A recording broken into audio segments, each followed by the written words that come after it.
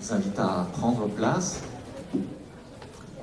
pour cet après-midi de louange qu'on aimerait consacrer à un programme un peu particulier.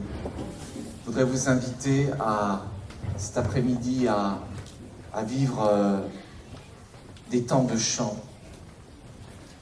des temps de prière, des temps de partage et surtout aussi des temps de lecture, des lectures de la parole.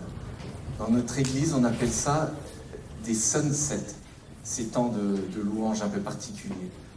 Ces temps où on va prendre en communauté un temps spécial à chanter, à lire la parole de Dieu aussi. Et comme on l'a fait pour la prière communautaire ce matin, je vous inviterai à lire la parole de Dieu ensemble. Vous voyez, c'est déjà extraordinaire lorsque l'on lit la Bible chez soi, mais l'expérience n'est pas la même lorsqu'on la dit. Et imaginez maintenant, nous sommes à peu près une centaine de personnes, lorsqu'on va dire la parole de Dieu ensemble. Imaginez un peu ce qui se passe, là, pour nous, physiquement, mais aussi dans le monde spirituel. Imaginez lorsque on va lire tous ces versets de manière communautaire. Et avant d'entrer dans ce temps-là, je vous invite à la prière. Seigneur notre Dieu, nous voulons maintenant prendre un temps tout à fait particulier où nous allons déjà accueillir ton royaume parmi nous, mais nous allons aussi dire ta parole. Et on sait ce que tu as dit. On sait ce que le prophète Isaïe a dit, c'est que ta parole ne revient pas à toi sans avoir produit son effet.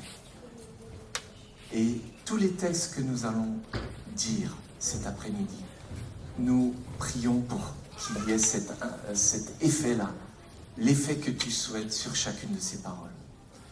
Et ainsi, je demande que ton esprit vienne donner vie à chacune de ces paroles. Et que ces paroles viennent transformer chacune de nos existences. Que ces paroles viennent nous rejoindre là où nous sommes, dans nos problématiques. Et que l'on puisse avancer avec ton aide. Et je prie ça au nom de Jésus. Amen. Et donc c'est un temps particulier que nous allons vivre autour de la thématique de la bienveillance. Là, cet après-midi, on va beaucoup parler de la bienveillance. Tous les versets qu'on va lire ensemble vont parler de la bienveillance. Est-ce qu'on peut tous le dire, ce mot, la bienveillance? Waouh, super. J'ai appelé ça la bienveillance dans tout son éclat. Et avant d'entrer dans ce beau programme, je vous invite à entonner cette hymne.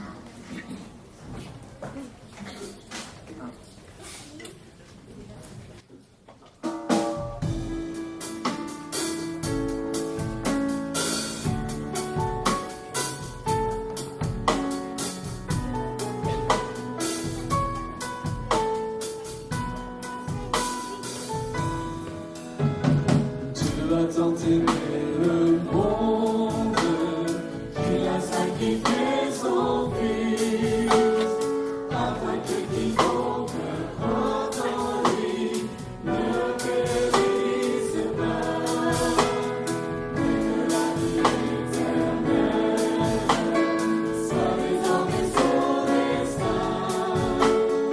Voici la bonne nouvelle, à ce qui a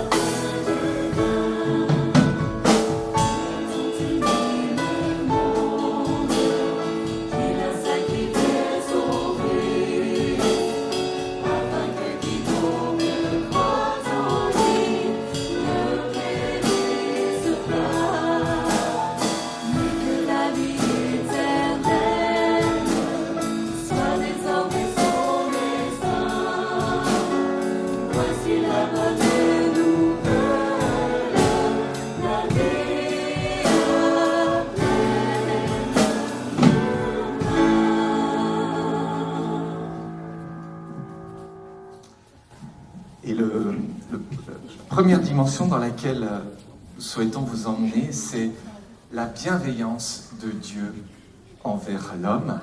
Et puis tout à l'heure, on verra la bienveillance de l'humain envers son prochain. Mais on va d'abord s'occuper de ce premier point. Et je vous propose de découvrir les qualificatifs de la bienveillance. Et on propose de voir différents attributs de la bienveillance. Et on va découvrir que la bienveillance est là dès le commencement. Elle est au cœur de l'alliance. Et je vous invite à lire ce premier passage ensemble. L'Éternel passa devant lui, avec vous, hein. On recommence. L'Éternel passa devant lui en proclamant: L'Éternel, l'Éternel, Dieu compatissant et qui fait grâce, lent à la colère, riche en bienveillance et en fidélité. Et ce passage, on le trouve dans le livre de l'Exode. C'est dès la présentation des tables de la loi, vous avez en parallèle cette présentation de l'alliance liée à la bienveillance. Et on lit le passage suivant.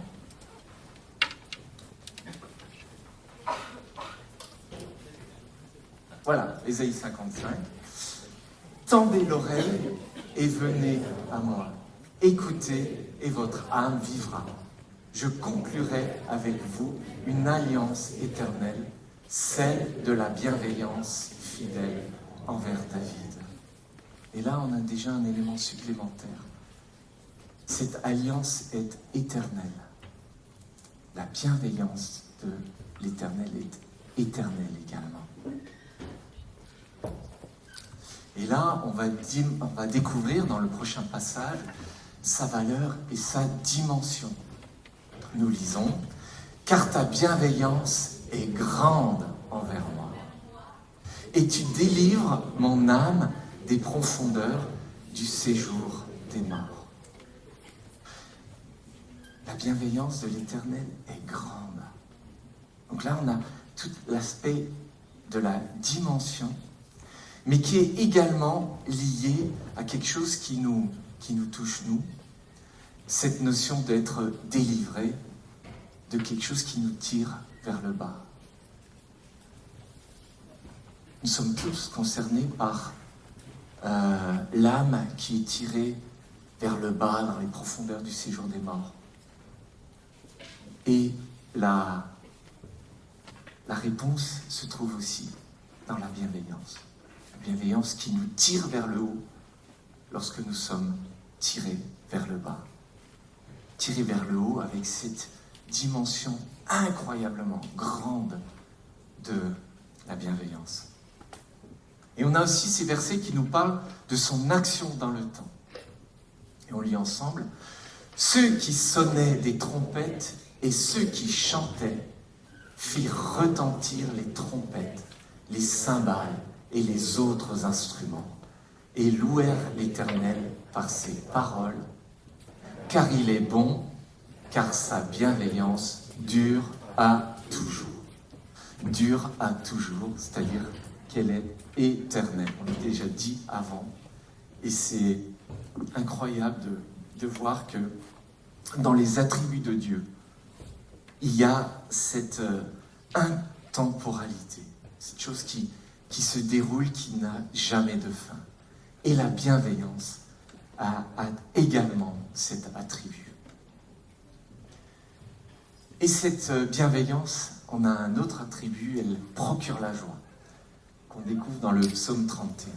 On lit ensemble: je serai dans l'allégresse et dans la joie par ta bienveillance. Car tu vois mon malheur, tu connais les angoisses de mon âme. Et là aussi, vous voyez notre âme qui est tirée vers le bas lorsque nous sommes dans le malheur, lorsque l'angoisse gagne notre vie. Et quelle est la solution? Être dans l'allégresse et la joie. mais pas une joie qu'on va construire, nous, de vue humaine, une joie qui est liée à la bienveillance de l'Éternel. Vous voyez, la joie, oui, mais la joie qui est liée à la bienveillance de l'Éternel.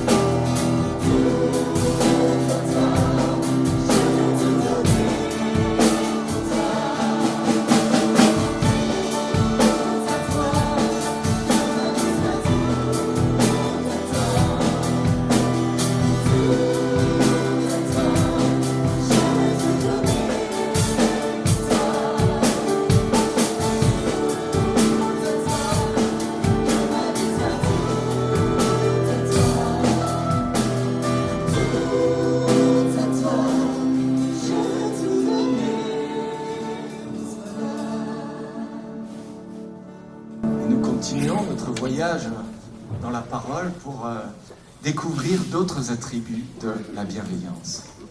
Et nous lisons le prochain passage, voilà, dans le psaume 35, je crois, on lit ensemble « Combien est précieuse ta bienveillance, ô Dieu!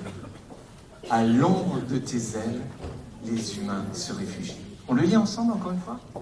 Combien est précieuse ta bienveillance, ô Dieu.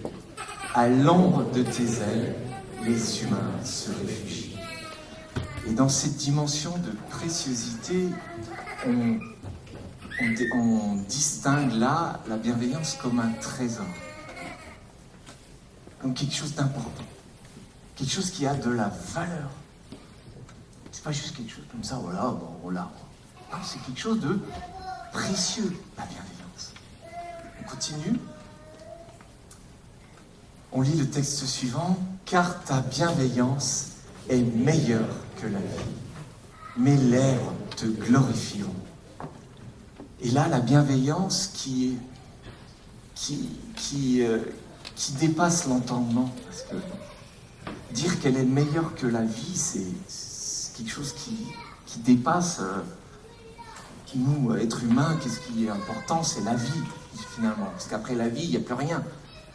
Et la bienveillance est même meilleure que la vie. Et à cause de ça, on va le louer.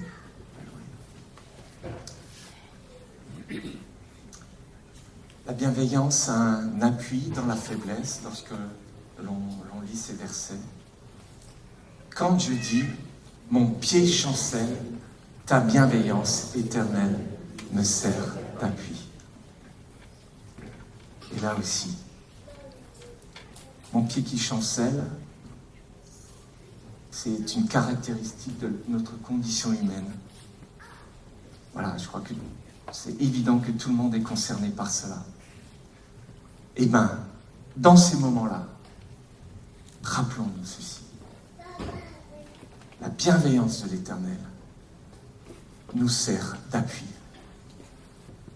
Un appui, c'est-à-dire on peut s'adosser contre, s'appuyer dessus. C'est ça la bienveillance. C'est pas juste un concept, des belles paroles écrites dans la Bible. C'est quelque chose qui nous aide, qui nous sert dans notre existence.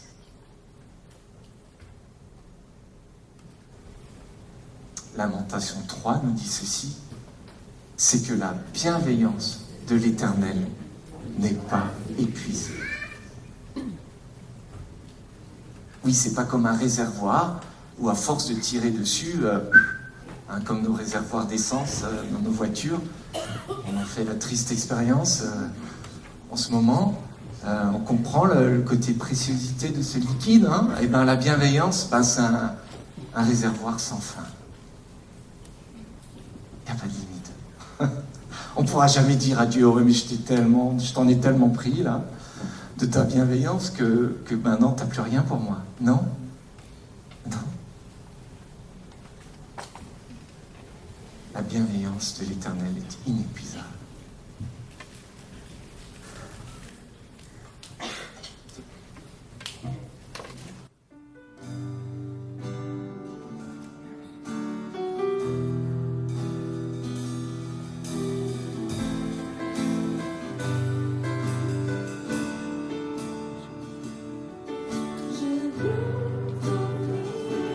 Seigneur,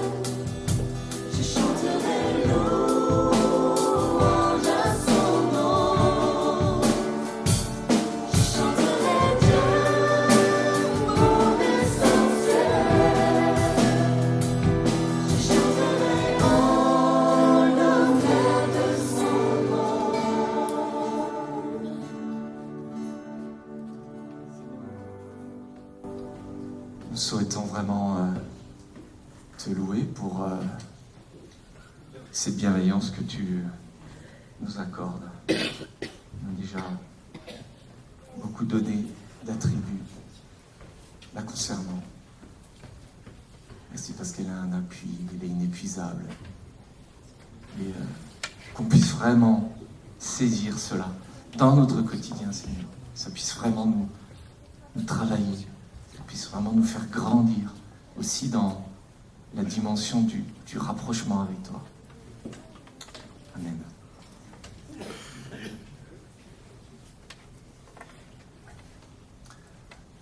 Les enfants, vous pouvez rejoindre vos activités. C'est où? C'est ici à gauche, Stéphane, c'est là.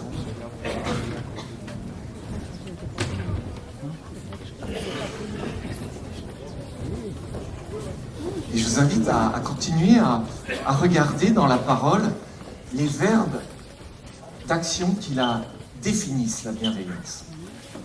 On va continuer avec la slide suivante. La bienveillance nous est accordée. On lit ça dans le psaume 42. On lit ça ensemble, verset 9. Le jour, l'Éternel m'accorde sa bienveillance. La nuit, son cantique m'accompagne. C'est une prière au Dieu de ma vie. Vous voyez, c'est quelque chose qui nous est donné, qui nous est accordé par l'Éternel. Quelque chose qui est donné par Dieu lui-même. C'est pas quelque chose qui vient comme ça de nulle part. Nous avons le Créateur de toutes choses qui donne, qui accorde sa bienveillance à sa création. Un autre verbe, cette bienveillance nous conduit aussi. On lit, par ta bienveillance, tu as conduit ce peuple que tu as racheté. Par ta puissance, tu le diriges vers ta demeure sainte. Et c'est incroyable de voir tout ce que englobe la bienveillance comme valeur, comme attribut. Et là, c'est la notion de la conduite. La bienveillance conduit. Et c'est important ça. Aujourd'hui, on est très souvent face à des incertitudes. Qu'est-ce que je dois faire? Où est-ce que je dois aller? Je pense à nos jeunes par rapport à des métiers. Nous-mêmes, des fois, par rapport à des décisions à prendre dans notre quotidien, au travail, à la maison. La bienveillance fait partie aussi de l'élément par lequel l'Éternel a conduit son peuple, et nous, qui sommes la continuation de son peuple, nous sommes au bénéfice de cela aussi, pour notre conduite à nous, sur nos routes à nous.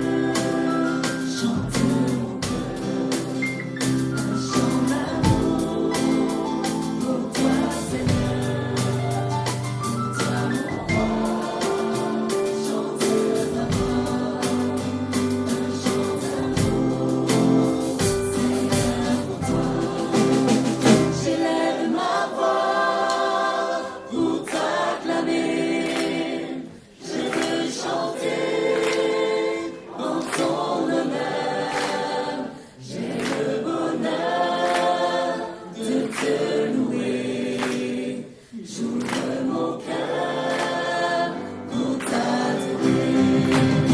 Je lève ma voix pour t'acclamer. Je veux chanter en ton honneur. J'ai le bonheur de t'aimer. J'ouvre mon cœur pour t'adorer.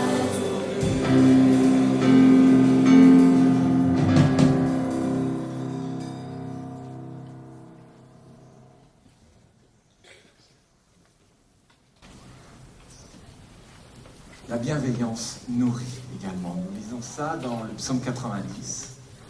Rassasie-nous dès le matin de ta bienveillance, et nous serons triomphants et joyeux en toutes nos journées. La bienveillance comparée à une nourriture qui est importante pour nous physiquement, pour nourriture comme source d'énergie pour faire marcher notre corps et notre cœur aussi. Mais la bienveillance aussi pour faire marcher nos existences, nos vies spirituelles. Et nous serons triomphants. Nous sommes invités à nous confier en cette bienveillance. Et on lit au verset 10 du psaume 52. « Et moi, je suis dans la maison de Dieu comme un olivier verdoyant. Je me confie dans la bienveillance de Dieu, éternellement et à perpétuité. » Je me confie dans la bienveillance. Donc c'est un acte volontaire auquel nous sommes invités, que nous sommes invités à faire. Vous voyez, la bienveillance est là, on peut ne pas la prendre. C'est pas automatique, hein. Vous voyez? Et le verbe confier, il y a derrière la confiance. Je me confie dans la bienveillance, c'est-à-dire je lui fais confiance. Et à nouveau dans cette dimension d'éternité, éternellement et à perpétuité, c'est-à-dire qu'on sait qu'avec cette bienveillance, on va l'emmener d'aujourd'hui jusqu'à... Il n'y a pas de fin. Il n'y a pas de fin. À notre histoire, il n'y a pas de fin. Il n'y a pas de fin pour le croyant. Vous voyez? Donc c'est quelque chose qu'on a aujourd'hui et qu'on va emmener jusqu'au bout du bout du bout. Et nous sommes invités à l'acclamer, comme on l'a déjà fait. Et c'est le psaume 59 qui nous y invite. Et moi, je chanterai ta force. Au matin, j'acclamerai ta bienveillance, car tu es pour moi une forteresse, un refuge au jour de ma détresse. Alors il faudrait dire, en début d'après-midi, j'acclamerai ta bienveillance. On peut peut-être changer le texte. On va relire ça. Et moi, je chanterai ta force. En début d'après-midi, j'acclamerai ta bienveillance, car tu es pour moi une forteresse, un refuge au jour de ma détresse. Et là, à nouveau, la bienveillance vient nous rejoindre dans notre condition humaine, dans les jours de détresse. Vous voyez, c'est pas juste quelque chose de ouais, c'est quelque chose, une pensée positive, il faut tout le temps être là, dans cette chose, c'est que l'Éternel vient nous rejoindre dans notre quotidien, dans nos difficultés, et la bienveillance est là, et c'est pour ça que nous sommes invités à l'acclamer. On continue. Et nous sommes invités à tendre l'oreille avec ce passage aussi. Fais-moi entendre dès le matin ta bienveillance, car je me confie en toi. Fais-moi connaître le chemin où je dois marcher, car j'élève à toi mon âme. Donc là, il y a cette dimension aussi où nous sommes invités à tendre l'oreille. Fais-moi entendre. Entendre la bienveillance, laquelle voix. Mais ça se travaille, ça. Lorsque Dieu nous parle au travers de son esprit, on l'entend. Mais ça se travaille. Et Il faut grandir dans ces dimensions-là. Et ce passage nous invite à cela, à grandir aussi dans ces dimensions-là de l'écoute de l'Esprit de Dieu.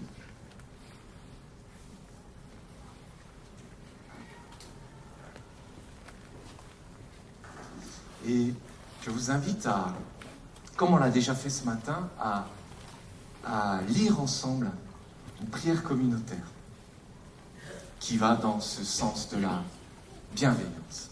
Nous lisons ensemble. Merci Père de ce que tu nous accueilles et merci de ce que tu nous envoies. Notre attachement est à ton céleste mouvement. Ton amour n'est jamais statique. Même immobile, tu nous animes. Même au repos, tu nous renouvelles. Il ne dort ni ne sommeille, celui qui nous garde et qui nous fortifie. La suite. Ta bienveillance, voilà notre réconfort. Qui craindrais-je? Le Seigneur est mon berger. En qui d'autre placer notre confiance? Tu es Dieu, ta main pourvoira encore, tes bontés ne sont point épuisées. Amen. Et la bienveillance est également au cœur du pardon. Et nous allons, pardon des péchés, nous allons le découvrir dans ces deux passages qu'on va lire à la suite, Psaume 25. Ne te souviens pas des péchés de ma jeunesse, ni de mes révoltes. Souviens-toi de moi selon ta bienveillance, à cause de ta bonté éternelle. Et ensuite, par bienveillance et la vérité, la faute est expiée. Vous voyez, il y a même là une dimension juridique. La faute est expiée aussi, par la bienveillance de l'Éternel. Waouh! Et ça, c'était toute la première partie de Dieu envers l'être humain. Et il y a aussi cette responsabilité de cette bienveillance que nous avons reçue, que nous recevons. Ben, ce n'est pas de la garder pour nous, c'est de la transmettre autour de nous, de la transmettre envers notre prochain. La bienveillance de l'humain envers son prochain. Et on découvre quelques passages qui évoquent ça. Et le premier passage qui parle d'avoir le droit à la bienveillance, on le trouve dans Job. On lit ensemble, « Celui qui souffre a droit à la bienveillance de son ami, même quand il abandonnerait la crainte du Tout-Puissant. » Donc il y a deux choses à dire là-dessus. Celui qui souffre a droit à la bienveillance de son ami. Et nous savons que le monde dans lequel nous vivons est un monde dans lequel la souffrance est quotidienne et elle est visible partout. Il suffit d'allumer BFM pour voir la souffrance de notre monde. Et qui peut apporter quelque chose de positif là-dedans? Mais c'est nous. Et donc, la bienveillance que nous pouvons donner aux autres, mais c'est une chose qu'il faut avoir à l'esprit et qu'il faut absolument mettre en œuvre. On a tant de souffrances autour de nous, même chez nous aussi, même nous on souffre. Et on a besoin de la souffrance, de la bienveillance des autres pour nos souffrances à nous. Vous voyez? Non, on revient juste sur là. Celui qui souffre a droit à la bienveillance de son ami. Même quand il abandonnerait la crainte du Tout-Puissant. Et même si ça arrive, même celui qui ne connaît pas le Tout-Puissant, il a droit à notre bienveillance.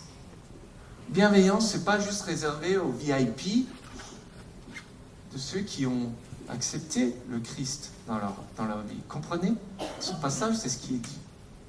Chaque être humain a le droit de recevoir notre bienveillance. On continue. Et l'exercer, nous avons aussi ce devoir de l'exercer. Et là, j'ai trouvé un verset qui parle d'une personne qui ne l'a pas exercé. Mais donc, on va en déduire qu'il faut l'exercer.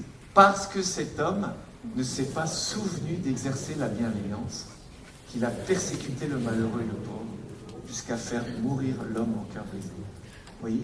cet homme ne s'est pas souvenu d'exercer la bienveillance. Et là, attention, l'Éternel n'est pas content de ça. Un homme qui n'exerce pas sa bienveillance, il y a un truc qui ne va pas. Un croyant qui n'exerce pas sa bienveillance, il y a quelque chose à faire. Et on n'oublie pas que la bienveillance apparaît aussi dans le fruit de l'esprit. Et pour moi, c'est un des grains de la grappe du fruit de l'esprit. Et qu'on va lire, Galates 5, 22, mais le fruit de l'esprit est amour, joie, paix, patience, bonté, bienveillance, fidélité, douceur, maîtrise de soi. Ah, c'est tout un programme, hein, ce verset-là. Un tout petit verset, mais tellement de dimensions dans laquelle nous pouvons grandir. Et la bienveillance fait partie de ça. Et peut-être que dans nos parcours de vie, on se rend compte que là, il y a peut-être une dimension encore à creuser, à développer. Et demandons à l'Éternel qu'il nous aide à grandir dans ces dimensions-là. Vous voyez, et ces textes nous le rappellent. Tous ces textes de l'Ancien Testament nous rappellent que nous avons été bénis. Le peuple de Dieu a été béni pendant ces longues années, et nous aussi. Et nous savons que Dieu nous comble de sa bienveillance. Et alors nous avons cette responsabilité. Nous avons aussi cette mission d'être bénissants à notre tour. Et je vous invite donc je nous invite à vivre tous dans la bienveillance. Et on ne peut pas parler de la bienveillance sans chanter ce cantique-là.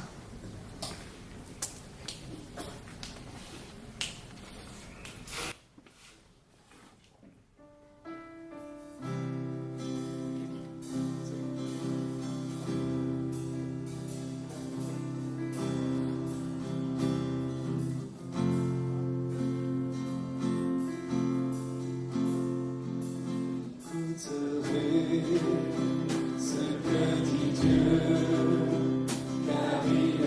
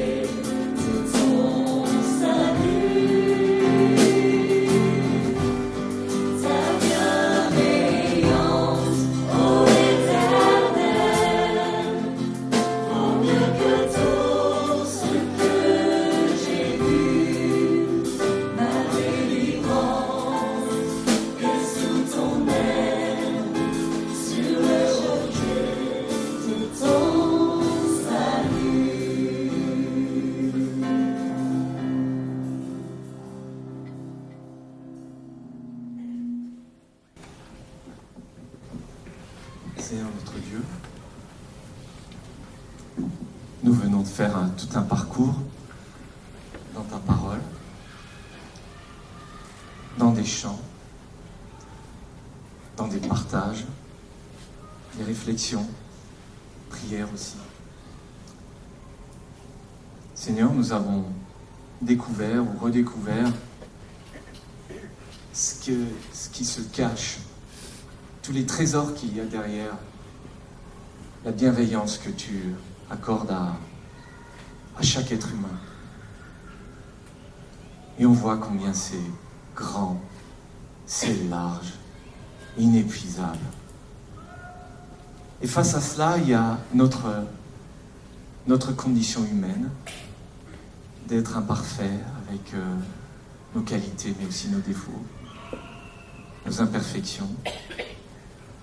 Et là, il y a cette responsabilité que tu nous demandes de relever, c'est d'accueillir cette bienveillance que tu nous donnes de manière généreuse.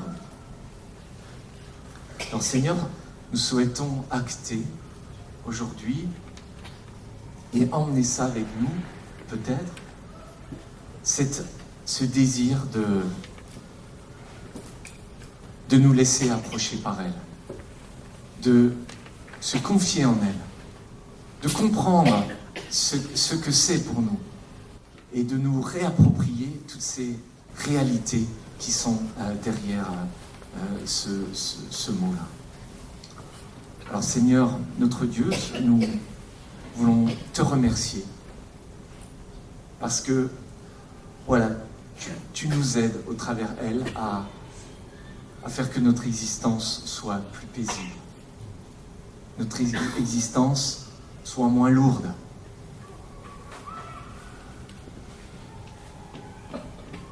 Alors Seigneur, on veut grandir dans cette dimension.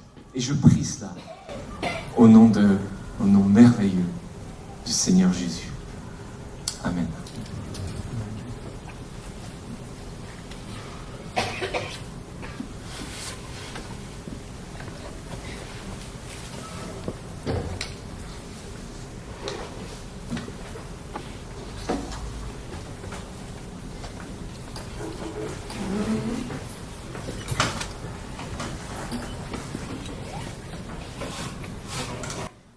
Merci Denis pour ces temps précieux et je crois qu'on peut remercier toute l'équipe chaleureusement.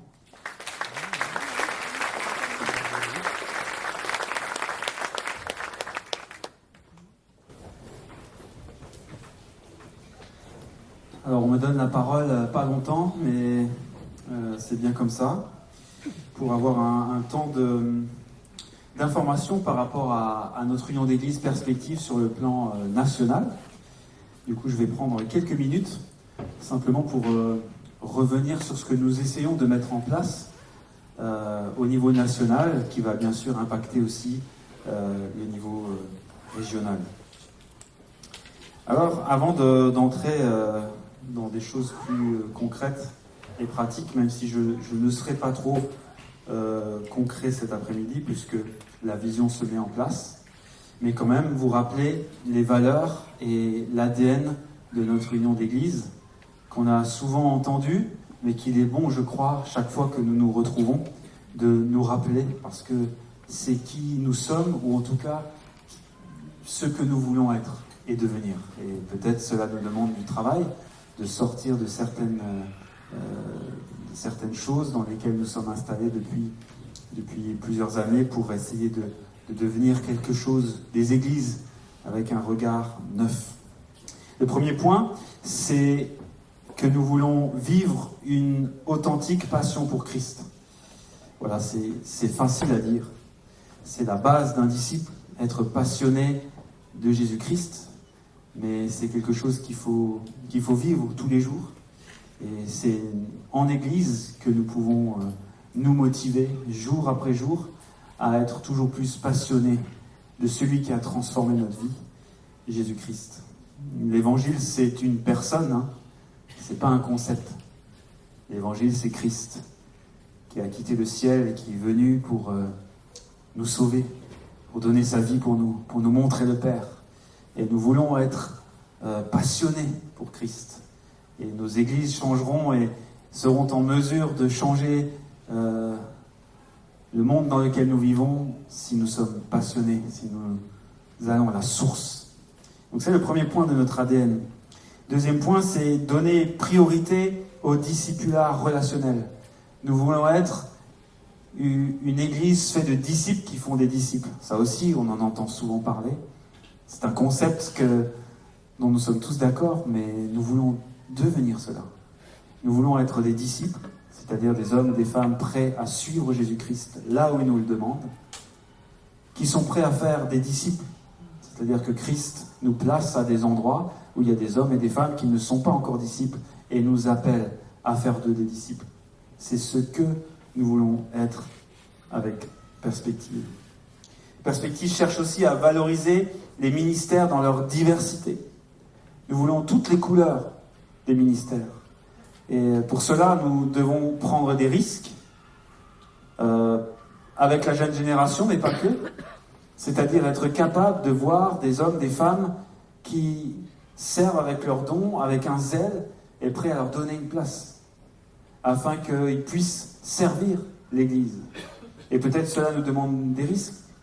Peut-être nous avons peur de mettre une personne trop jeune au service. Ou peut-être qu'une personne, parfois, on a peur qu'elle prenne trop de place ou qu'elle soit pas tout à fait formée. Voilà, il y a plein de choses qui peuvent nous pousser à ne pas encourager quelqu'un. Mais c'est ce que nous voulons. C'est ce que nous voulons faire. Et nous nous rendons compte qu'il y a des crises de ministère. Dans notre région, il y a 5 églises qui n'ont pas de collaborateurs à plein temps. Pas de pasteurs à plein temps. Et voilà, on parle de crise de ministère. Et moi, je crois que les ministères sont dans l'Église. C'est une promesse de notre Seigneur Jésus. Ils sont là. À nous de leur donner envie, de leur tendre la main, de les former, de prendre des risques. Mais ils sont là. Et je crois que dans chacune de nos églises, il y a ces ministères que Dieu veut donner à l'Église. À nous de les former. Perspective veut aussi être pertinent pour notre environnement. Alors, ce n'est pas une question écologique, c'est là où l'environnement où Dieu nous place. Comment être missionnel, comment rejoindre ceux qui sont loin de l'Évangile. C'est notre défi. Nous ne voulons pas être une église renfermée sur elle-même. Nous sommes fiers de Christ. Et nous sommes fiers d'annoncer Christ au monde, mais il faut le faire d'une certaine façon où le monde peut nous rejoindre. Et nous voulons créer des ponts. Et c'est ça, être missionnel. Ce n'est pas amener l'Église, ce n'est pas amener les gens dans l'Église, mais c'est amener l'Église aux gens qui n'y sont pas encore. Et ça, c'est notre défi. Et là aussi, nous avons besoin de prendre certainement certains risques et aussi sortir de peut-être nos codes que nous avons toujours eus pour réfléchir à ceux qui sont dehors. Quand ils vont rentrer dans notre Église, est-ce qu'ils vont comprendre ce qu'on raconte ? Est-ce qu'ils vont saisir la réalité de Christ ? Ou est-ce qu'ils vont devoir passer tellement de ponts et de barrières que finalement l'Évangile sera inaccessible pour eux ? Voilà, être missionnaire, rejoindre. Être généreux aussi pour le royaume de Dieu. Ça veut dire que, et c'est ça qui est important dans une union d'église, on ne réfléchit pas que pour notre église locale. Et ça, c'est une force des unions d'église. Parfois, on se demande, mais ça sert à quoi une union d'église ? Et ça sert à plein de choses. Mais une des raisons importantes, c'est de se dire, on n'est pas tout seul. Il n'y a pas que l'église Perspective de Brumat, il n'y a pas que l'église Perspective de la Cruteno, il n'y a pas que l'église Perspective de Sarrebourg, de Saverne, je ne vais pas toutes les citer. Mais il y a d'autres réalités en dehors de ma réalité locale. Et nous voulons être généreux. On veut être prêts à soutenir peut-être un projet qui commence à l'autre bout de notre région ou à l'autre bout de la France. On veut être aussi prêts à voir si une personne qui est dans notre église n'est pas prête à aller se lever, se former et quitter notre église. Même si elle porte beaucoup, on veut être généreux et se réjouir que le Seigneur a donné un appel, un ministère et qu'il pourra le vivre en dehors de notre réalité locale. Et enfin, notre 6e point d'ADN, c'est tous nous engager pour la multiplication. Voilà, on veut être des églises qui font des églises, des disciples qui font des disciples. Le disciple est amené à se multiplier. C'est le Seigneur qui l'a décidé. On ne sort pas ça du chapeau. Il a dit à ses disciples, allez, et faites de toutes les nations des disciples. C'est l'ordre missionnaire qui repose sur chacune de nos épaules. Personne de nous dans cette salle ne peut échapper à cet appel du Seigneur. Nous sommes des disciples. Et il n'y a pas deux types de disciples. Le disciple fait des disciples. C'est ce qui nous définit. Et c'est ce qui définit aussi notre union d'église. Je nous encourage, je nous rappelle tout cela pour nous dire voilà quel est notre défi en tant qu'union d'église. Alors au niveau national, nous sommes une nouvelle équipe, ça a été mentionné ce matin. Il n'y a finalement que Jean-Georges qui est encore avec nous et qui nous aide à pouvoir faire cette transition entre l'équipe qui a participé au mariage entre Vision France et France Mission et maintenant l'équipe qui porte le projet Perspective au niveau national. Et ce qui nous anime, notre mission, et c'est ce qui va nous permettre de vous proposer des choses concrètes dans un avenir relativement proche, c'est se définir en 3 mots. C'est équiper, c'est inspirer et c'est accompagner. C'est sur ces 3 mots-là que nous travaillons aujourd'hui pour savoir comment on peut passer d'idées conceptuelles à des choses très pratiques. Comment tout ce qu'on vient de dire dans notre ADN va un jour devenir réalité. Parce que la grande difficulté, c'est pas de se mettre d'accord sur un projet, mais c'est de faire en sorte que ce projet devienne une réalité. Signer un papier avec des beaux mots, on est tous capables de le faire. Ce qui est difficile, c'est de le rendre réel. Donc, comment on va faire en sorte que ces 6 points d'ADN, on puisse vous aider, vous, Église locale, très concrètement. C'est à cela que nous travaillons en ce moment et c'est notre grand chantier. Donc nous réfléchissons de façon très pratique.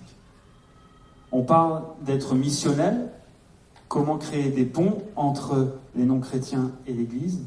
Nous réfléchissons aujourd'hui à vraiment créer des outils qui vont aider chacune des personnes à savoir comment on est missionnel.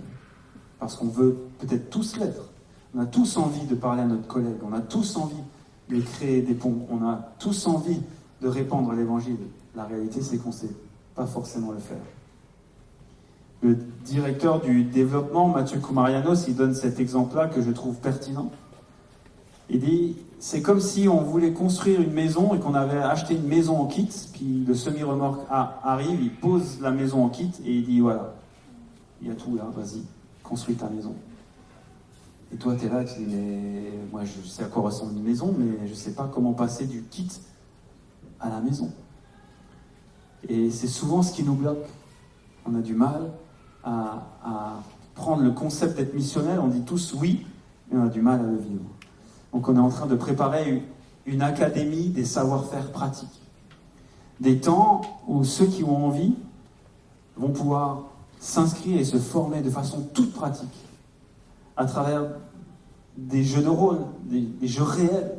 On va être missionnel et c'est entre nous d'apprendre à ce que ça veut dire. Voilà, comment je peux vraiment être missionnel. Ça, c'est un de nos grands chantiers. L'autre chantier, c'est les vocations. Comment susciter les vocations au sein de notre union d'église? Comment donner envie, comment repérer, comment chercher, comment former des jeunes pour devenir pasteurs, assistants pastoraux, mais aussi des moins jeunes. Parce qu'il y a au milieu de nous peut-être des personnes qui sont dans un temps de leur vie où ils ont un peu de temps à donner et qui sont prêts à se lever. Il y a Karine d'elle qui est là et qui... Karine, je te donne un exemple, c'était pas prévu, mais voilà, qui a tout d'un coup été saisie par cette envie de servir son église locale à Bouxwiller dans un domaine bien précis, pour un temps bien précis. Et voilà, elle a ce désir de servir, et nous, on veut l'accompagner et lui donner cette capacité, cette possibilité-là de se lever pour l'église de Bouxwiller, qui a aujourd'hui pas de collaborateurs, et servir dans le sens du témoignage. C'est ce qui porte Karine, et aussi dans le sens de l'accompagnement des personnes. Alors on se réjouit, Karine, vraiment, et on a envie de te donner les moyens de réussir et d'être épanoui dans cet appel que le Seigneur pose sur ta vie. Et je crois qu'il y a de la place pour tous, mais c'est un défi pour la vocation. Et j'aimerais tendre la main cet après-midi à chacun de vous, celles et ceux qui ont peut-être ce désir de servir avec les dons que le Seigneur lui a donnés. Il y a une place pour toi dans l'Église, dans l'Union. Et nous voulons t'accompagner. Voilà. Et j'aimerais m'adresser à chacun de vous qui êtes membre d'une Église, de pouvoir encourager celles et ceux que vous voyez dans votre Église, qui ont du zèle, qui sont prêts à se lever, qui ont un appel sur leur vie, à donner ce petit coup de pouce pour que des personnes se lèvent. Moi, je ne crois pas à la crise des ministères. Moi, je crois qu'on va savoir lever des vocations, les former, peut-être d'une façon différente. On réfléchit aussi à des formations théologiques plus à la carte, qui ne vont peut-être pas forcément décourager certaines personnes, parce que partir 4 ans en institut biblique, ça a un coût. Et pas qu'un coût budgétaire, ça a un coût. Il faut quitter son emploi. Il faut tirer un trait sur sa vie, du passé, pour rentrer dans quelque chose d'inconnu. Et ça, c'est difficile. Avec Perspective, on veut réfléchir à proposer des formations où on peut rester dans l'église locale et prendre son temps pour prendre de l'épaisseur dans le ministère jusqu'à être peut-être prêt à être envoyé dans une église locale. Voilà, ce sont nos gros chantiers pour que ça devienne très concret. On ne veut pas rester dans des choses écrites sur un papier, on voudrait voir les fruits de ce qui a été réfléchi jusqu'ici par l'ancienne équipe. Nous espérons être l'équipe qui sera en capacité de faire aboutir concrètement cette vision. Je vous invite pour cela à prier. On a besoin de vos prières. Ça ne se fait pas tout seul. On a vraiment besoin que le Seigneur insuffle une capacité pour l'équipe de direction et ceux qui vont mettre la vision en œuvre, de pouvoir le faire. Priez pour qu'il y ait du fruit. Priez pour qu'il y ait de nouvelles vocations. Priez pour que des gens se lèvent. Priez pour que nous soyons en mesure d'être capables d'être 10 disciples qui font des disciples, concrètement. Je vous remercie pour votre attention et je compte sur vos prières. Bonne fin d'après-midi.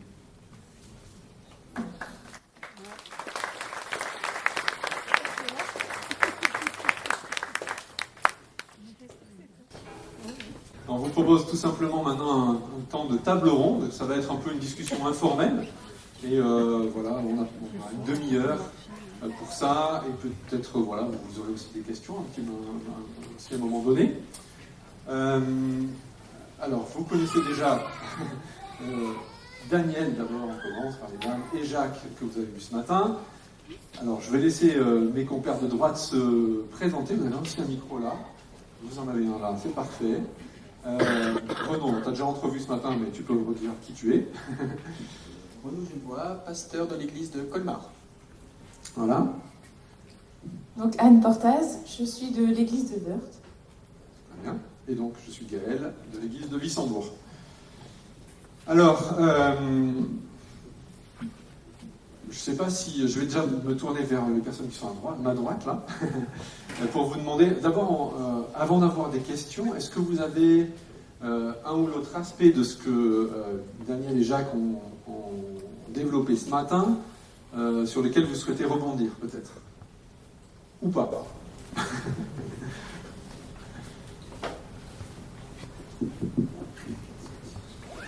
Merci déjà pour ce qui a été partagé. Et, alors moi, je suis parfaitement en accord avec ce qui a été dit, sans aucun souci. Je trouve même que c'est un enseignement important qui n'est pas forcément très abordé. dans nos églises. Donc c'est vraiment intéressant de pouvoir le partager ici, que ce soit filmé et puis que d'autres puissent aussi pouvoir en profiter. Et peut-être, alors pour appuyer encore justement cette compréhension de ce qui a été partagé ce matin, c'est vrai que ça a été focalisé beaucoup sur un texte, et c'est une méthode, hein, sans aucun problème. Et peut-être j'aurais aimé partager aussi quatre réflexions pour vous souhaiter peut-être aller plus loin, pour essayer de réfléchir à ça. On m'a toujours appris, quand je me suis formé, un principe qui s'appelle l'analogie de la foi, c'est-à-dire que quand on a des textes qui sont, comme celui de ce matin, obscurs, avec un langage parfois un peu compliqué, il faut toujours l'éclairer avec des textes plus clairs, qui parlent du même sujet. Et ça m'a, en réfléchissant un petit peu, j'ai trouvé peut-être 4 pistes qui pourraient encore renforcer l'interprétation qui a été donnée ce matin. C'est par exemple le fait, on a partagé beaucoup de textes de l'Ancien Testament, Ésaïe, le psaume 102, qui sont par exemple 2 textes très importants. Et ces textes-là sont repris ailleurs, dans le Nouveau Testament, et des passages comme Matthieu 24, 1 Thessaloniciens 5, l'Épître aux Hébreux, chapitre 1, chapitre 12, et Apocalypse 21, sont des passages qui reprennent ces passages de l'Ancien Testament et montrent bien que ce texte de Pierre, qui n'est pas forcément clair, peut être largement interprété dans ce sens de continuité, de restauration de la création. L'autre chose, c'est Pierre a écrit 2 lettres. Le déluge a été mentionné en 2 Pierre, mais Pierre en parle aussi dans sa première épître. Et c'est vrai que quand on regarde ce que Pierre dit, l'exemple qu'il utilise par rapport au déluge dans la première épître, on voit bien cette notion de purification qui a été partagée. Je prends l'exemple du baptême, hein, pour montrer que là on n'est pas dans une destruction, mais on est vraiment dans un renouvellement, un processus de restauration. Romains 8, qui a été partagé aussi. Nous sommes très individualistes aujourd'hui dans notre culture, et la régénération du Saint-Esprit, on l'apprend beaucoup par rapport aux croyants, à moi personnellement, et Romains 8 en parle. Mais comme ça a été mentionné ce matin, Romains 8 parle aussi du renouvellement de la création. C'est-à-dire que cet aspect de régénération n'est pas limité simplement aux croyants, mais a aussi une dimension universelle. Et puis, le tout dernier point, c'est la Genèse. Genèse chapitre 1, chapitre 2. Chapitre 1, Dieu crée, il donne un mandat à l'homme, mandat culturel, mandat créationnel. Puis au début du chapitre 2, on nous parle du 7e jour, qui ne se termine pas. Le 7e jour ne se termine pas, je pense, et on pourrait l'appuyer avec l'Épître aux Hébreux, tout simplement parce que ce 7e jour continue, et que la création en elle-même, même si elle est terminée, en Genèse chapitre 1, le but n'est pas forcément atteint. L'eschatologie, c'est pas juste parler de la fin des temps, mais c'est la fin des temps, comme ça a été mentionné, dès aujourd'hui, et comme c'était déjà prévu dans le plan de Dieu hier. Et Dieu avait en vue quelque chose quand il a créé, et c'est même pas forcément juste une restauration, un renouvellement, mais c'est vraiment, on utilise des fois un terme, la consommation, c'est l'achèvement. Et la nouvelle création, pour moi, est en continuité, et même parachève cette création qui a été inaugurée en Genèse chapitre 1. J'aime beaucoup cet exemple qui dit que si tout était parfait dans le jardin d'Éden, tout est glorieux dans le nouveau jardin d'Éden en Apocalypse. Voilà, si vous voulez réfléchir à ça. Merci. Et toi, Anne, est-ce qu'il y a quelque chose sur lequel tu voudrais rebondir par rapport à ce que tu as entendu ce matin? J'avoue que la partie concrète sur est-ce que ce sera, au niveau de la rénovation, si ce sera une transformation ou une destruction, c'est une question que je ne m'étais jamais posée, parce que pour moi, dans une rénovation, je prends l'exemple d'une maison par exemple, quand on rénove, il y en a certains qui détruisent, d'autres qui gardent la maison existante mais qui la transforment. Mais peu importe la façon dont on le fait, ce qui compte au final, c'est le résultat final, ce qu'il y a après. Du coup, c'est vraiment une question que je ne m'étais pas posée, parce que je trouve que pour moi, le but, c'était ce qu'il y a après. Mais le comment on y arrive, on verra quand on y sera. Mais je trouve que c'était vraiment intéressant. Ok, merci pour ton retour. Peut-être une petite question comme ça, à vue de nez à l'Assemblée. Pour qui c'était une découverte ou une surprise, ce qu'on a entendu ce matin? Vous pouvez juste lever la main. Ah oui, quand même. Hein. Il y avait quand même pas mal de découvertes ou de surprises. Merci Jacques et Daniel pour les découvertes et les surprises. En 2 mots, je vais vous dire aussi moi, peut-être relever un point de ce que j'ai entendu ce matin. Quand Dieu fixe notre espérance, c'est notre point d'arrivée. D'accord ? C'est le point d'arrivée que le Seigneur a fixé de toute éternité à notre humanité. Notre espérance, c'est ça, c'est la fin. Le point d'arrivée, c'est-à-dire là où on va. Et l'histoire des hommes se déroule de façon continue et sans aucun accroc pour arriver jusqu'à ce point d'arrivée. Vous êtes d'accord avec moi ? Oui ? Si notre espérance est uniquement céleste ou terrestre, ça change notre point d'arrivée. D'accord ? Ça change le point que Dieu a fixé pour la fin de toute chose. Si ça change mon point d'arrivée, alors ça change la direction dans laquelle moi je dois courir. Il y a quelques années en arrière, moi je me dis ce que je croyais. je pensais que nous serons glorifiés dans un monde, on sera des âmes sans matière, parce que c'est ce qui va rester après la mort, c'est ce que je pensais. Et je pensais que ce monde dans lequel ces âmes évolueront seront un peu comme ça, sans matière. Ça sera un monde un peu, je sais pas comment il faut dire, un peu éthéré. Voilà, les cieux, un monde spirituel. Spirituel, mais dans le sens, je comprenais, sans matière. Si la création de Dieu, dans laquelle nous sommes aujourd'hui, sera un jour renouvelée, restaurée, réparée, guérie par le Seigneur, ça change mon point d'arrivée. Et je ne sais plus, tu as dit, Jacques, ce matin, tu as dit un truc que je l'ai noté dans mes feuilles, là. Tout ce que je fais aujourd'hui aura un écho là-bas. Ça veut dire que ça change la direction dans laquelle je marche, ou je cours.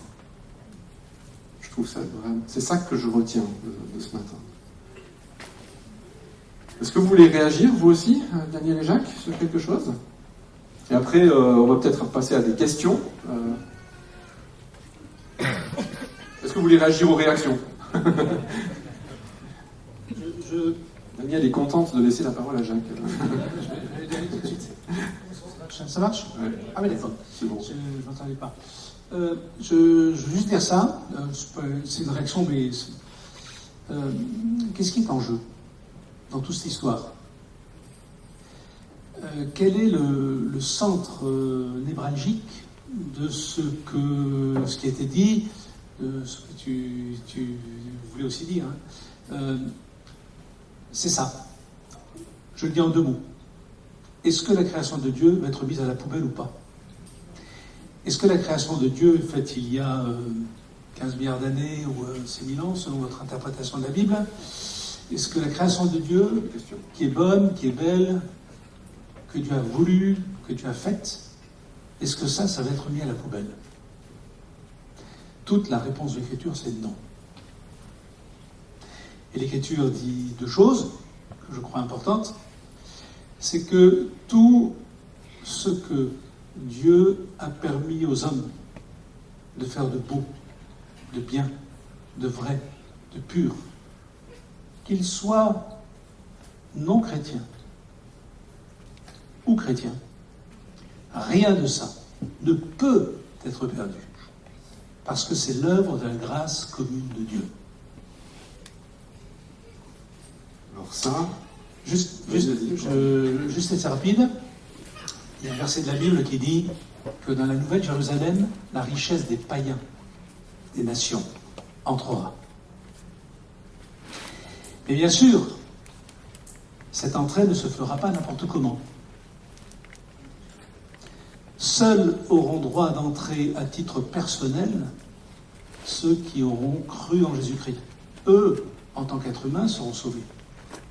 Sauvés, c'est-à-dire qu'ils vont avoir un corps de ressuscité, comme Jésus-Christ là, et vont vivre dans cette nouvelle création pour faire fructifier, pour glorifier cette belle création restaurée que Dieu va instaurer.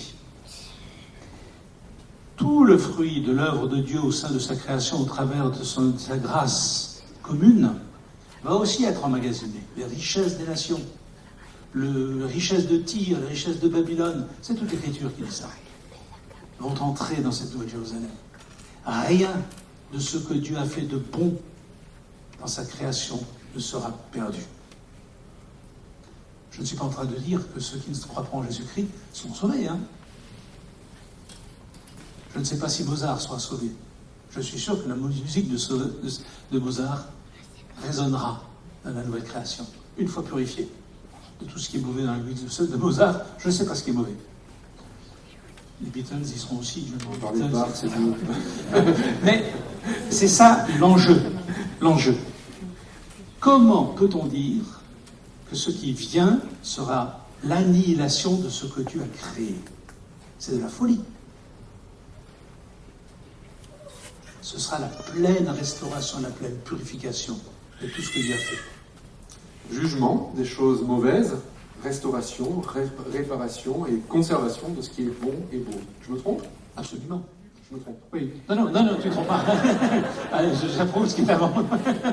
Non, oui, tout à fait. Okay. Et on peut lire ça dans les textes. Prenez Isaïe 60, la Nouvelle Jérusalem, ou les navires de Tarsis entre la Nouvelle Jérusalem, ou les richesses des nations, ou les rois. De Tarsis, donc païen, on est bien d'accord. Oui, ou tout ce que M. Macron fera de bon pendant sa vie aura un écho dans la Nouvelle Jérusalem. Tout ce qui fait de mal, et vous pourrez en citer certaines, tout ce qui fait de mal, les lois qui se préparent sur l'euthanasie ne sont certainement pas de belles choses. Tout ce qui se fait de mal sera jugé. Et si je donne le micro à Daniel, nous avons parlé beaucoup de bienveillance. Mais je rappelle ça, la bienveillance n'a de sens qu'à la lumière de la justice, de la sainteté et de la toute-puissance de Dieu. Parler de bienveillance sans jugement, c'est du baratin. Parler de bienveillance lorsqu'il y a un jugement, lorsque la justice de Dieu va s'exercer, ça a du sens. Ça a du sens. Dieu est bienveillant, tout en étant pleinement juste et pleinement saint. Et ça, c'est incroyable. Merci Jacques. Daniel, tu veux rajouter quelque chose? Je pense qu'il n'y a pas grand-chose à rajouter. J'appellerai simplement l'attention sur la place du corps. Lisez le Nouveau Testament, combien de fois il est parlé du corps, il est même utilisé l'image du corps pour parler de l'Église. Et étrangement, nous qui sommes chrétiens, nous qui savons que nous sommes les créatures, nous qui savons que Dieu nous a créés issus, je ne vais pas vous raconter Genèse 1 et 2, nous développons comme un mépris de ce corps. Mais Dieu va nous sauver et nous prêchons la résurrection corporelle, comme Jésus est ressuscité corporellement. Et ce qui m'étonne, c'est de voir cette facilité, c'est ce qui a été aussi beaucoup enseigné dans l'Église, en fin de compte, le point d'arrivée, comme tu l'as indiqué, est finalement uniquement une vie d'esprit. Et je crains que nous soyons ou que nous ayons été très influencés par la philosophie grecque qui méprisait tout ce qui était matériel au bénéfice et corporel, au bénéfice du monde des idées. Et j'ai l'impression que ça a pénétré profondément dans l'Église. Mais la Bible, c'est tout le message de salut, et comment Dieu se révèle, mais par l'incarnation. Il nous explique le plan de salut au travers de la vie d'un peuple, d'événements de peuple. On est sans arrêt, on est le Dieu de la création, le Dieu de l'incarnation et le Dieu de la résurrection. Alors c'est sûr que changer d'optique pour notre espérance ultime, passant ainsi d'une espérance ultime uniquement spirituelle à une espérance ultime dans notre matérialité, ça change nos comportements dès maintenant, parce que l'on va avoir un regard sur toute la création de Dieu, à commencer d'ailleurs par nos propres corps, qui sera infiniment plus respectueux, plutôt que si on se met à penser que de toute façon tout ça, ça va partir à la poubelle. Et donc du coup, on n'a plus du tout le même regard et plus du tout la même approche. Pour le reste, oui, je souscris tout à fait à ce qu'il vient de dire. Je suis d'accord avec ton mari. Ouais, Merci beaucoup pour tout ça. Je me retourne de nouveau un petit peu vers les compères de droite, là. Est-ce que vous auriez des questions à poser à l'ensemble des personnes que nous sommes? Moi, j'avais une question tout à l'heure et vous avez un petit peu répondu. C'était comment est-ce que des œuvres peuvent être purifiées? Parce que quand quelque chose est déjà fait, il a déjà été accompli. J'avais du mal à comprendre comment on peut purifier quelque chose qui a déjà été fait. Mais du coup, si je comprends bien ce que vous avez dit juste avant, purifier dans le sens sera garder seulement ce qui était bon de ce qui a été fait. C'est ça? Donc ça fait référence juste à la terre et ses œuvres Oui, c'est ça. qui ont été, je ne me souviens plus le verbe que tu avais employé ce matin. Ces œuvres sont révélées, seront mises à découvert, oui. Mises à découvert, oui. Oui. Moi, tous les ans, je dis toujours à mes étudiants, parce que je continue quand même à enseigner, je dis cette année, je vais vous enseigner des erreurs. Parce que si je ne le pensais pas, je m'opposerais à cette parole qui dit que l'homme n'est pas pécheur. Je sais, en tant que professeur de théologie, et j'ai quand même pas mal travaillé, j'espère pas dire trop de bêtises quand même, mais je le dis à mes étudiants, sachez-le, analysez toutes choses, retenez ce qui est bon. Mon enseignement aura besoin d'être purifié.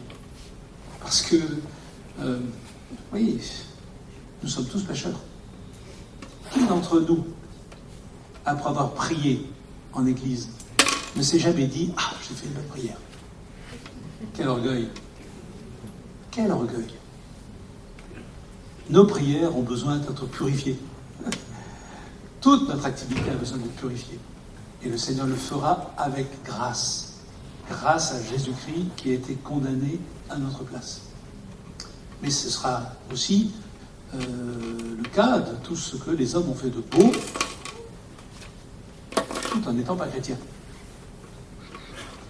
C'est ce qui nous permet juste aussi de dire qu'au lieu d'annoncer l'évangile en disant « t'es totalement nul, t'es mauvais, t'es pécheur, t'y comprends rien, etc. » eh bien, il vaut mieux faire comme Paul dit « Ah, mais tu fais des choses extraordinaires. Ton couple, il marche bien. Mais à qui le dois-tu » L'apôtre Paul, il disait « Dieu vous donne aux païens. » D'accord ? Article 14. « Dieu vous donne le blé, les pluies à la saison, à manger, et il remplit, vous les païens, votre cœur de joie.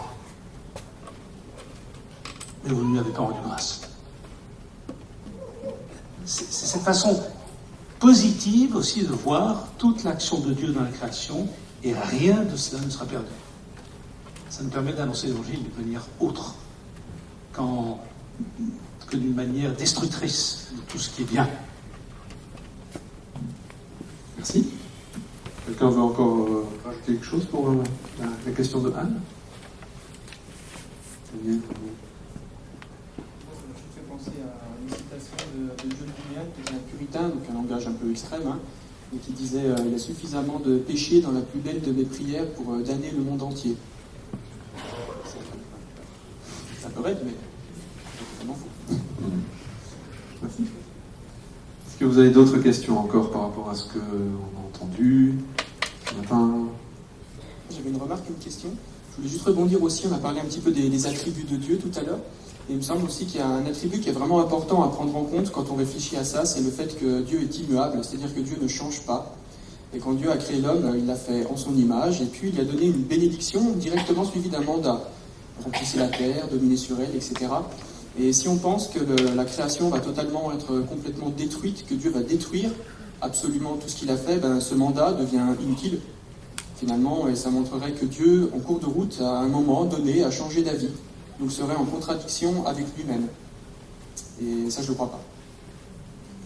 Mais j'avais une question, c'est pas une question piège, ça peut être une question un peu compliquée, mais Ce qu'on a parlé, ça implique la notion de ce qu'on appelle continuité, discontinuité.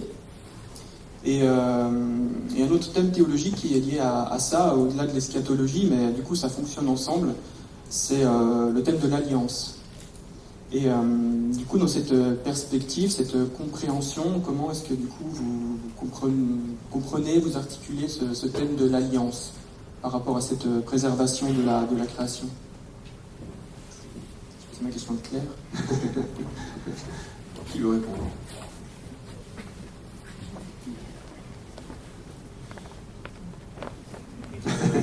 J'y vais.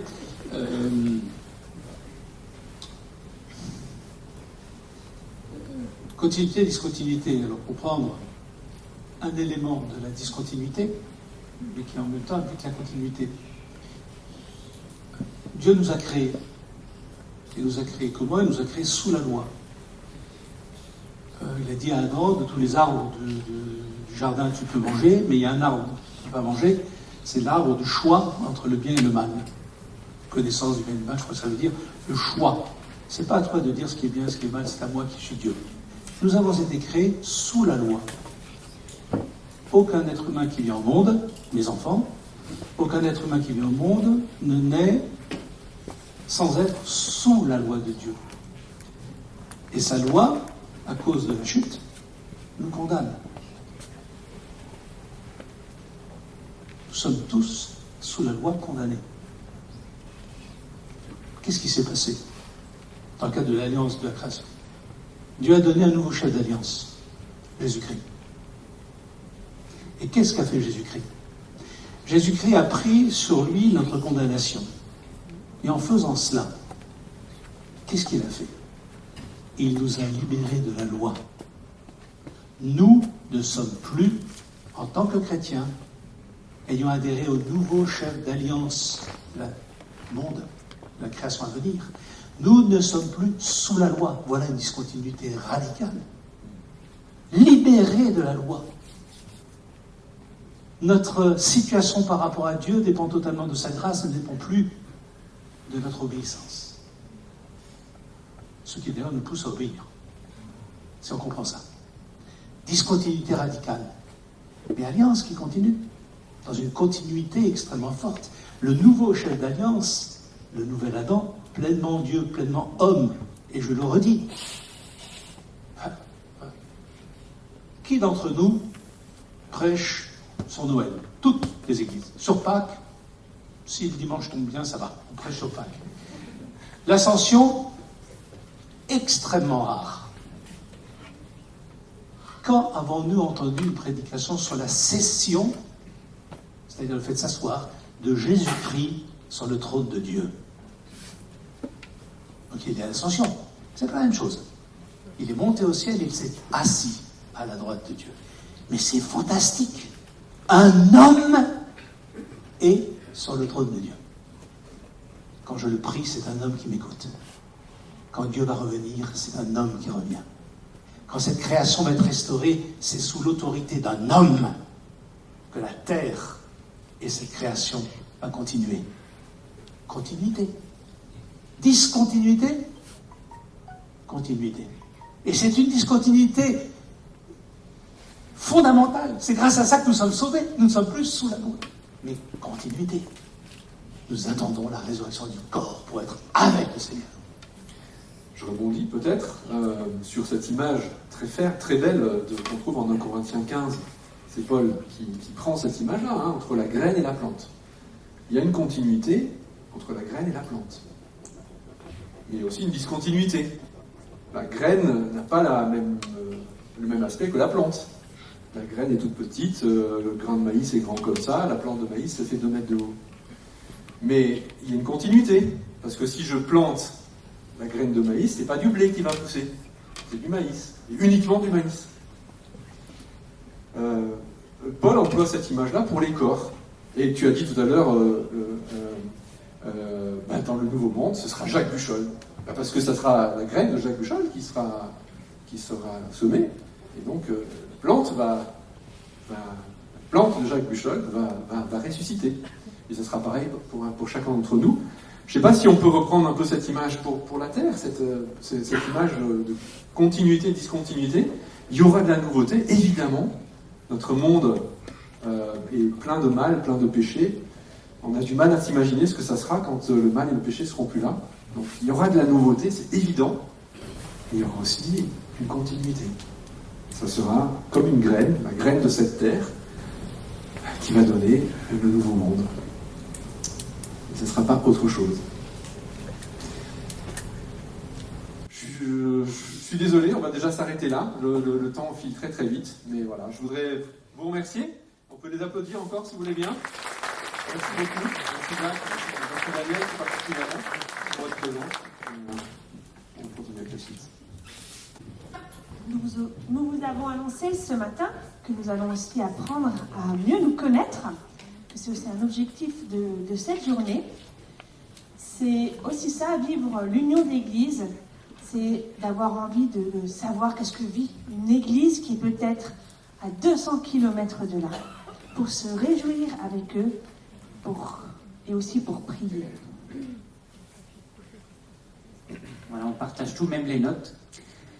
Alors, on peut prier, on peut se réjouir avec les autres, mais on peut aussi être inspiré, pas de la même manière qu'on est inspiré par l'Esprit Saint, mais inspiré par ce que d'autres églises vivent. Et c'est aussi l'objectif de ce témoignage, pour devenir tout concret, comme Arnaud l'a dit. Nous voulons rendre concret nos points d'ADN. C'est dans ce sens que nous allons écouter le témoignage de 2 églises qui vont nous partager la manière dont ils vivent la dynamique missionnelle. Alors c'est d'abord Renaud que j'invite à revenir pour nous parler de l'église de Colmar et de cette redynamisation qui a eu lieu.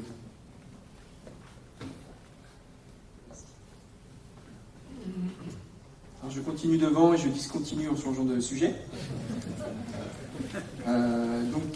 Comme je le disais ce matin, nous sommes arrivés à Colmar il y a un petit peu plus d'1 an, dans un contexte de réimplantation, de revitalisation de l'église, qui est un petit peu en perte de vitesse. Notre église a bien bougé, depuis elle a bien avancé, elle a bien grandi aussi. Donc le redémarrage l'année dernière s'est fait progressivement. Moi, mon premier travail, ça a été de reprendre chaque pôle de l'église, de trouver quelqu'un qui souhaitait prendre une responsabilité, qui avait les compétences pour le faire, de le former, de le suivre, de créer un groupe autour de cette personne, aussi bien pour la présidence, la louange, la prédication, les groupes de maison, puisqu'on a aussi redémarré des groupes de maison. On appelait ça intentionnellement des communautés missionnaires. C'est pas juste des groupes de maison, c'est des groupes où on souhaite vivre la communion et la mission. C'est pas l'un ou l'autre, c'est l'un et l'autre. Et pour ça, effectivement, comme ça Arnaud l'a partagé, ça nécessite peut-être des fois, quand on a fonctionné sur un modèle où on est un peu en vase clos entre chrétiens, plus sur le modèle étude biblique, ça nécessite de comprendre, de fonctionner un peu sur un autre modèle, donc d'expliquer, de réexpliquer, de montrer aussi. Donc on a pu démarrer 6 groupes l'année dernière, et puis des personnes nous ont rejoints en cours de route, presque une douzaine de personnes nous ont rejoints. Et cette année, donc on a travaillé sur la vision de l'Église, sur comment relancer un petit peu le projet. Ça s'est terminé donc cet été. Et puis la dynamique donc est bien relancée. Donc cette année, les défis sont retrouver un bâtiment. On a des locaux pour le moment qu'on loue, qui ne sont pas très fonctionnels. Donc on ne va pas mettre toute notre énergie dans des murs. N'empêche que c'est quand même quelque chose d'important pour pouvoir partager des choses ensemble, accueillir des personnes, être ouvert aussi sur la ville. Donc ça va être un des gros projets de cette année. Et puis le deuxième gros projet, Arnaud en a parlé aussi, c'est le discipulat. C'est la formation de disciples. C'est le fait de se rencontrer à 2, à 3 pour grandir ensemble et puis pour aussi avoir un impact plus fort autour de nous, être comme Jésus nous appelle, c'est les lumières. Ça s'apprend, ça se montre. Donc voilà, on est engagé dans ce processus qui prend tout doucement, mais voilà, ça c'est le grand projet de cette année, essayer de garder un petit peu cette dynamique, cette forte communion qu'on a réussi à créer cette année, et puis vraiment essayer d'exporter ça sur l'extérieur de la ville et grandir ensemble.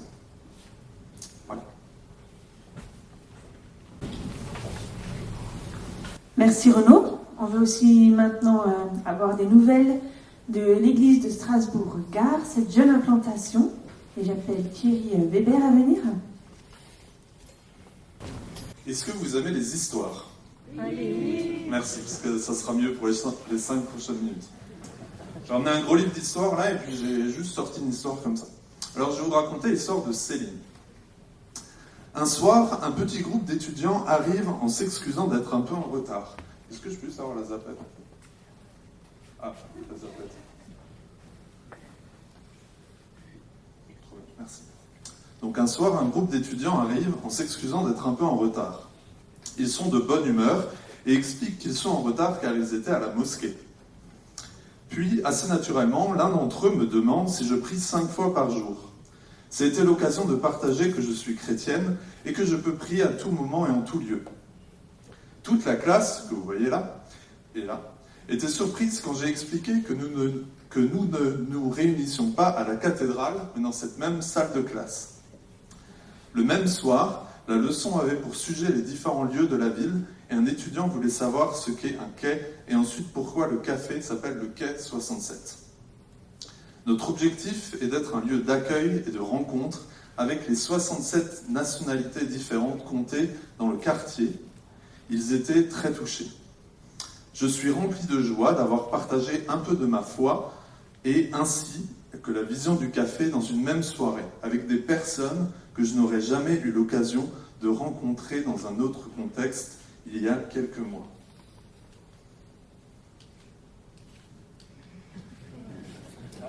Ah. Donc il était une fois l'église de la gare, l'église perspective de la gare, pardon. C'est important aujourd'hui. Alors au risque de vous surprendre, notre histoire n'a pas du tout commencé à la gare, mais un peu plus loin, voire beaucoup plus loin. Il y a quelques années en arrière, Dieu a commencé un travail dans le cœur de personnes qui étaient à Boxfjord, à Vogelsheim, mais aussi à Altekendorf, à Weissringen, et d'autres villages et églises de nos campagnes alsaciennes et bien ailleurs. Ces vies transformées par le Seigneur se sont ensuite retrouvées à Strasbourg, où elles ont vécu de belles années à l'église de la Krutno, des années d'apprentissage, de service et de ressourcement. Puis un jour, une rencontre pour le moins inopinée, mais ô combien importante.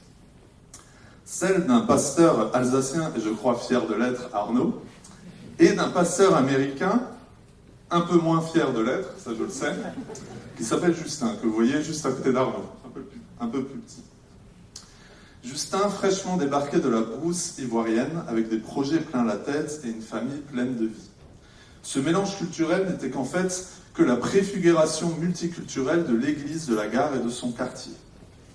Puis voilà, de fil en aiguille, ce que vous voyez là, une petite équipe de 10 personnes prenait ses valises, le tram et allait visiter des appartements au quartier de la gare pour s'y établir. Un projet qui n'a eu de cesse d'évoluer dans nos lieux et moyens de se rassembler. Un salon, un parc, un Starbucks. Très utile, les Starbucks. Un local à la Krutno pour en arriver en août 2020 à notre local actuel à la gare. Nous y voilà, enfin. Différents lieux de rassemblement et au local où on est actuellement. Tous ces lieux ont été vecteurs de vie transformée, les nôtres notamment et en premier lieu, mais aussi de témoignages, de rencontres, de moments festifs, de pleurs, de rires, de souffrances et de joie. Le quai 67 est aujourd'hui ce lieu dans lequel nous nous rassemblons pour prier, louer, mais aussi prendre un café, aider ceux qui en ont besoin.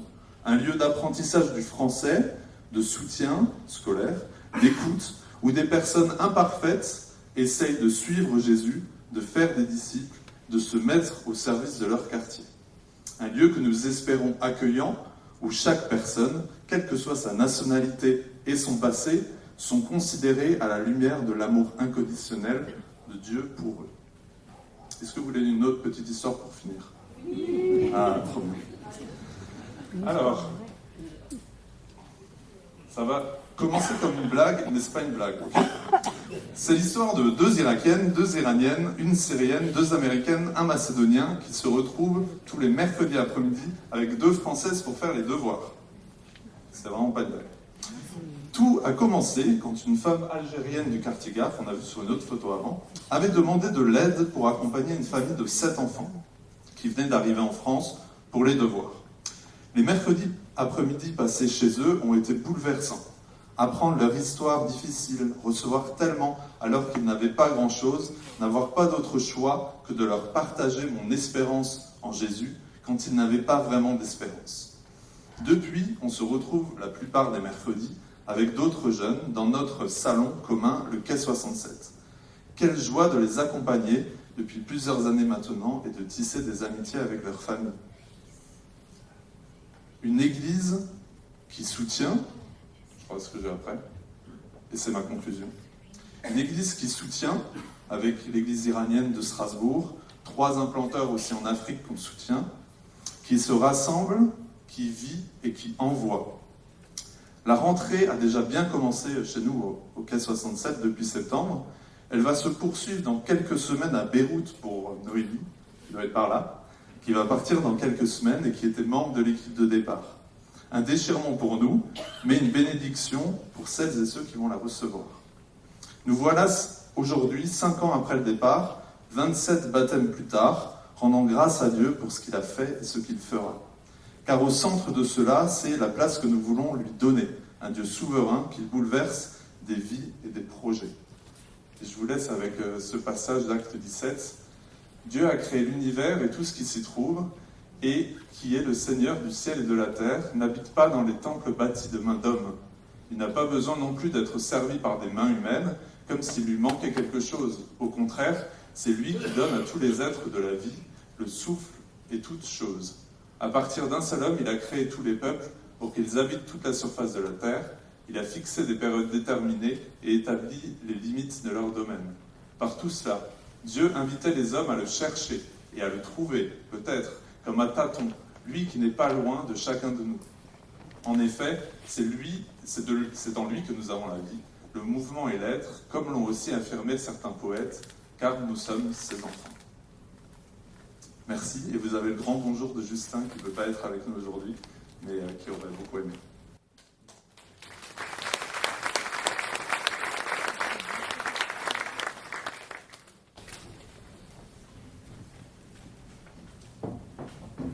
Nous allons maintenant aussi laisser la place pour quelques églises de nous parler de leurs projets immobiliers, des projets qui sont souvent très longs, des projets qui mobilisent beaucoup de force, mais qui sont aussi le témoignage du dynamisme de nos églises.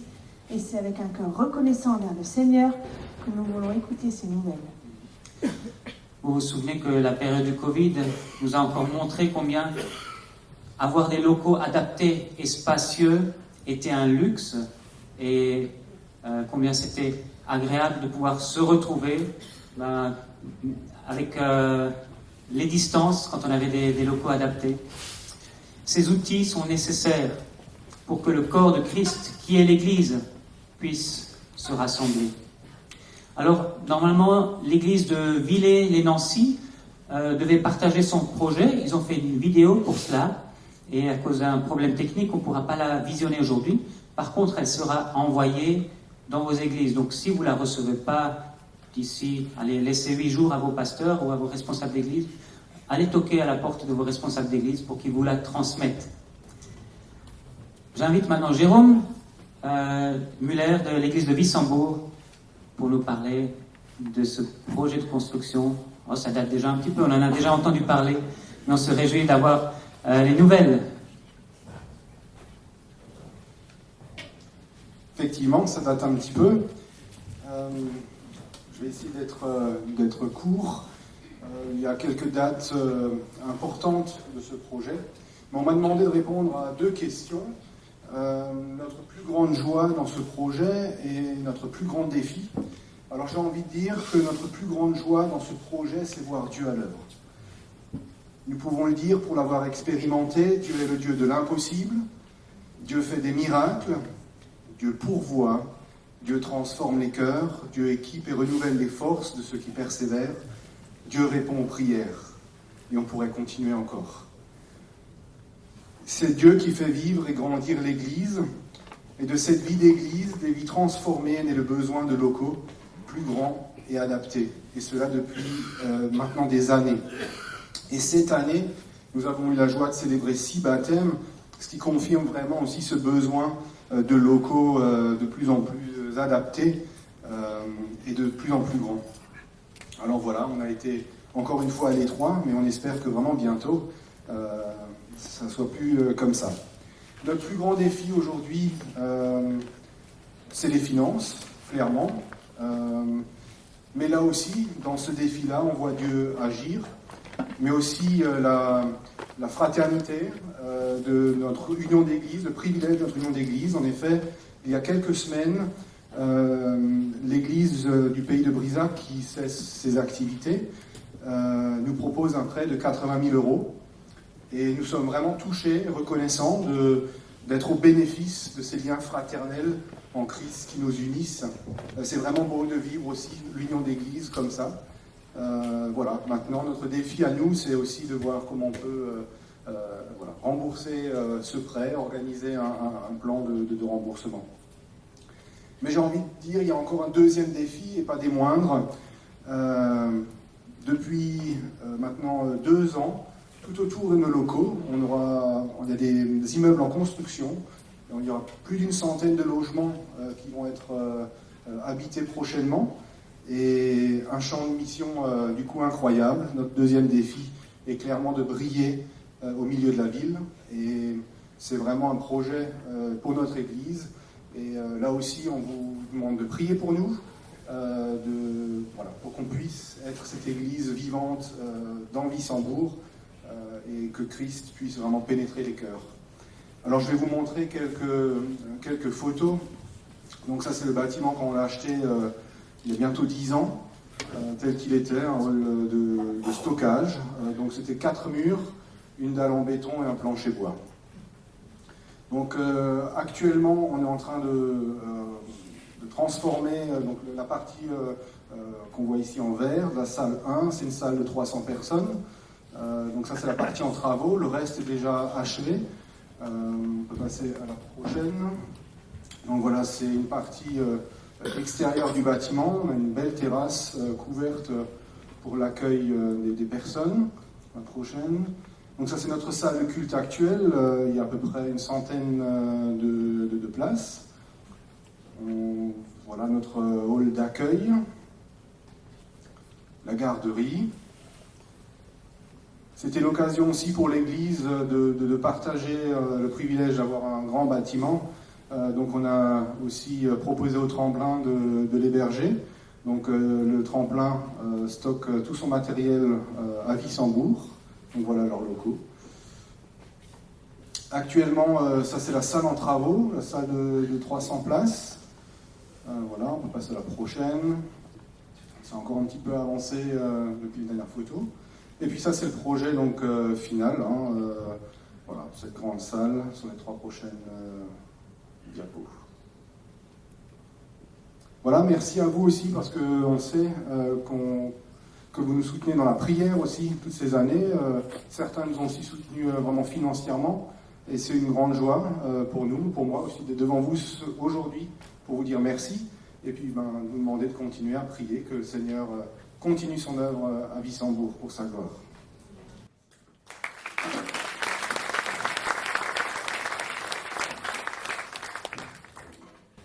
Merci Jérôme.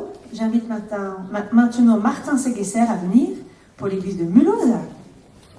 Bonjour à tous. Je m'adresse à vous à la place de Esteban Caballero, notre pasteur qui aurait dû donner cette information. Il a perdu sa voix. Donc du coup, il n'aurait pas pu s'adresser à vous. À Mulhouse, nous disposons depuis, je crois, 150 ans, je ne sais même pas exactement, d'une salle relativement grande. Pas tout à fait aussi grande que Wissembourg, mais cette salle avait la chapelle évangélique maintenant besoin d'être rénovée parce qu'à plusieurs points de vue, elle n'était plus aux normes et on risquait de nous la fermer. On n'avait pas d'accès pour les personnes à mobilité réduite et ça a donné lieu à une longue réflexion. Ce sont les étapes ici, réflexion, financement, préparation et la flèche dit à peu près où nous sommes. à 2/3 à peu près des travaux. La réflexion était longue. Jean-Georges l'a menée encore bien et on est arrivé à un projet. Moi, j'ai rejoint l'équipe que au moment où le projet était arrêté et maintenant nous le réalisons. Il était retardé par le Covid il y a 2 ans, je pense. Et alors, c'est pas moi qui ai fait la PowerPoint, donc je ne peux pas rien vous dire pour ces images-là. Je le reste moi-même. Donc, nous avons tout d'abord préparé le vieux bâtiment pour pouvoir rénover. Et il y avait malheureusement encore des parties qui étaient infectées par l'amiante. Et donc, ça, c'est juste une image du désamiantage. Un petit peu d'amiante, ça nous a coûté 20 000 €. C'est très cher et on n'improvise pas. Il faut faire venir une entreprise spécialisée. Mais par ailleurs, on a beaucoup travaillé nous-mêmes pour enlever des choses, pour préparer la salle. Et actuellement, nous voyons sur cette photo maintenant, il y a de nouvelles fenêtres qui sont posées. Et devant, en bas, on ne peut pas bien le voir, c'est la raison principale de notre construction. Il fallait avoir un accès pour personnes en mobilité réduite. Dans notre entrée principale vers la rue, cela n'était pas possible. Aujourd'hui, cette entrée est fermée, murée, et nous avons fait cette rampe sur le côté. On le voit un tout petit peu, et donc on monte là, à droite, à gauche, pour entrer dans la salle. Voilà, c'est à cela que nous nous occupons en ce moment. Autre chose, évidemment, et la question nous est posée, qu'allons-nous faire de ces bâtiments? Allons-nous simplement commencer comme avant? La chapelle évangélique existe depuis plus de 200 ans. C'est la plus vieille avec Colmar et Münster de notre union d'église, il n'y a pas plus vieux. Et allons-nous continuer comme avant? Allons-nous profiter de la situation plein centre-ville, arrêt de tram, mairie juste à côté et plein de choses autres pour réfléchir, est-ce qu'il ne faudrait pas adapter aussi notre manière d'annoncer ou de vivre l'évangile au sein de cette ville moyenne, Mulhouse, qui aujourd'hui, on l'a vu tout à l'heure en parlant de Strasbourg, est une ville multiculturelle avec plein de questions qui se posent. Donc tout cela, nous sommes en train actuellement de réfléchir pour pouvoir répondre vraiment à ce qui est l'intention première de cette chapelle, c'est d'être une lumière pour l'évangile au sein de cette ville. Ah oui, c'est le dernier. Voilà, merci beaucoup.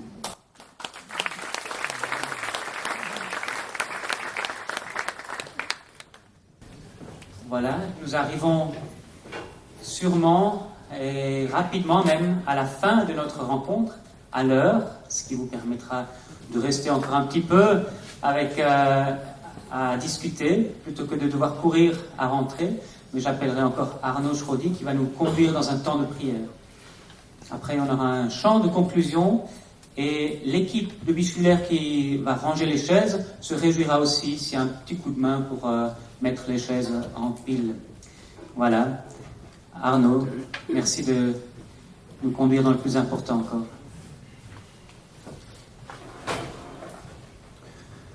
J'aimerais inviter l'une ou l'autre personne à participer à ce temps de prière.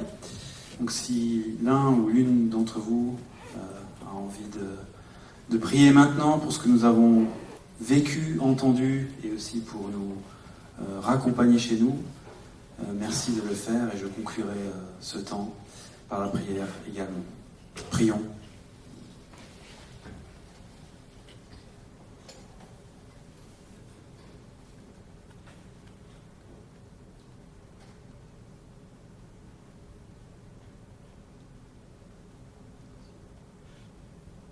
Merci Seigneur pour l'espérance vivante qui est la nôtre, parce que c'est toi notre espérance. Amen.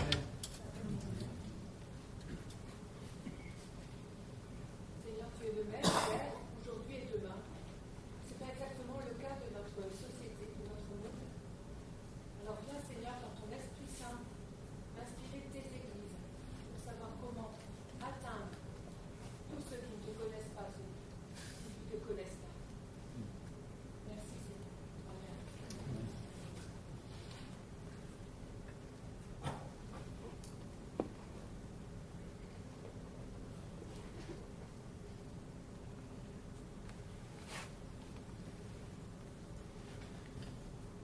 Nous te remercions, notre Père, parce que tu es le Dieu vivant, l'unique, le créateur de toutes choses, qui, dès l'origine, avait un plan parfait. Nous te remercions parce que aujourd'hui tu étais présent. Tu as travaillé nos cœurs. Tu nous as peut-être relevés. Tu nous as sans doute réjouis par ta parole, en nous rappelant, Seigneur, quel était ton plan et notre espérance. Seigneur, merci pour ce sentiment d'éternité que tu as déposé dans nos cœurs. Et cette compréhension du mystère de l'Évangile. Compréhension qui est comme un voile sur les yeux de ceux qui ne te connaissent pas. Et nous te voyons. Nous te comprenons. Parce que tu nous as choisis.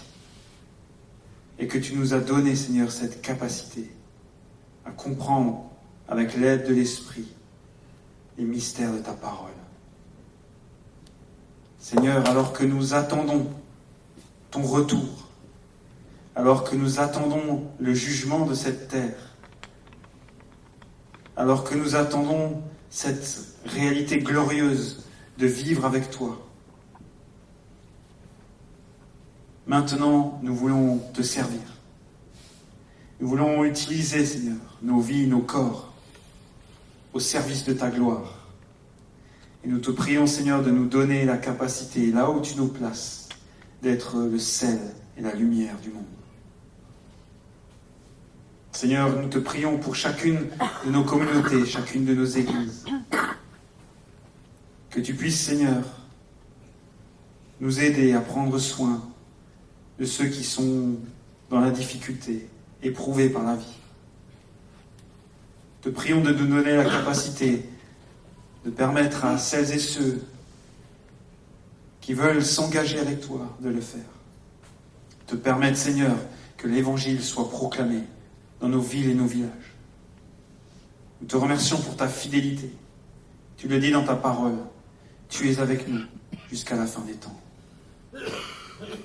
Seigneur, que l'Évangile retrouve sa pleine place dans nos vies et qu'elle soit le moteur pour tout ce que nous faisons et tout ce que nous disons à ceux qui nous entourent.